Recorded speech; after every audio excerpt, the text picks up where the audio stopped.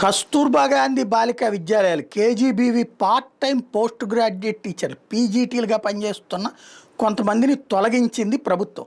దాన్ని సవాల్ చేస్తూ 2023లో హైకోర్టును ఆశ్రయించారు. అంటే అది గత ప్రభుత్వ హయాంలోనే తొలగించారన్నమాట. తొలగిస్తే అప్పుడు వాళ్ళు హైకోర్టును ఆశ్రయించారు.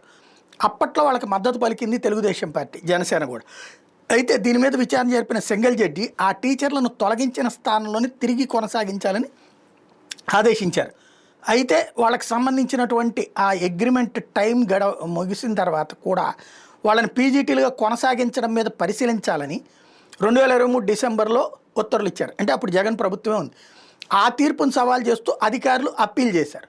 అయితే తాజాగా జరిగిన విచారణలో పీజీటీల తరపు న్యాయవాది జే భీమారావు వాదించారు.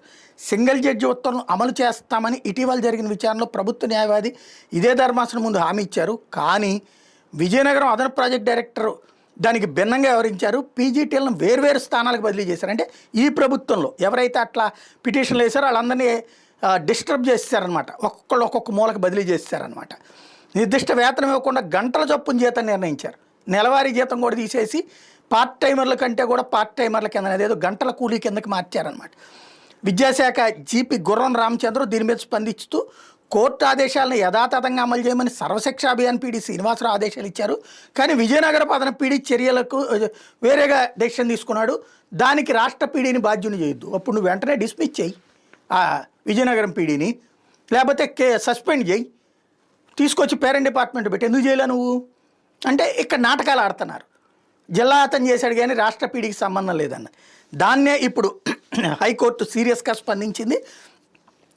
ఇక్కడ ఆర్డర్స్ ఇచ్చేసి చూస్తా కూర్చోవడానికి కాదు కదా, ఆర్డర్స్ అమలు చేసే బాధ్యత కూడా అతందే కదా అంటూ సుమోటోగా దీని మీదన కోర్టు దిక్కన కంటెంప్ట్ ఆఫ్ కోర్టు కిందన కేసు నమోదు చేయమని చెప్పింది. అదే సందర్భంలో ఓ రకంగా లోకేష్ని ఉద్దేశించి ఘాటైన వ్యాఖ్యలు చేసింది పరోక్షంగా. ఈ ప్రభుత్వంలో అధికారులు న్యాయస్థానంతో ఘర్షణ పెట్టుకోవాలని భావిస్తున్నారా? అదే మీ ఆలోచన అయితే మిమ్మల్ని ఎట్లా డీల్ చేయాలో మా బాగా తెలుసు అని వ్యాఖ్యానించడంతో పాటు కోర్టు ఉత్తర్వుల అమల్లో విద్యాశాఖ అధికారులు నిర్లక్ష్యంగా వ్యవహరిస్తున్నారు. కోర్టు ఆదేశాలకు కనీస మర్యాద కూడా ఇవ్వడం లేదు. శక్తివంతమైన వ్యక్తి కింద పనిచేస్తున్నందున తమను ఎవరూ ఏమీ చేయలేరనే ఉద్దేశంతో ఉన్నట్టు కనిపిస్తోంది. ఎవరు విద్యాశాఖను చూస్తుంది? లోకేష్. శక్తివంతమైందంటే ఇప్పుడు షాడో సీఎం ఆయనే కాబట్టి ఆయన కింద పనిచేస్తున్నారు కాబట్టి వీళ్ళట్ట వ్యవహరిస్తున్నారు అంటూ విద్యాశాఖలో ఏదో తప్పు జరుగుతోందని కోర్టు ఆదేశాలు ఉన్నతాధికారులు కోర్టుకి ఇచ్చిన హామీలను దిగువ స్థాయి సిబ్బంది లైట్ తీసుకుంటున్నారని ఆక్షేపించింది.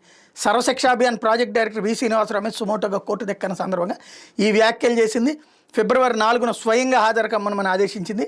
హైకోర్టు న్యాయమూర్తులు జస్టిస్ బొట్టు దేవానంద్, జస్టిస్ హరిహరనాథ్ శర్మలతో కూడిన ధర్మాసనం ఈ ఆదేశాలు ఇచ్చింది.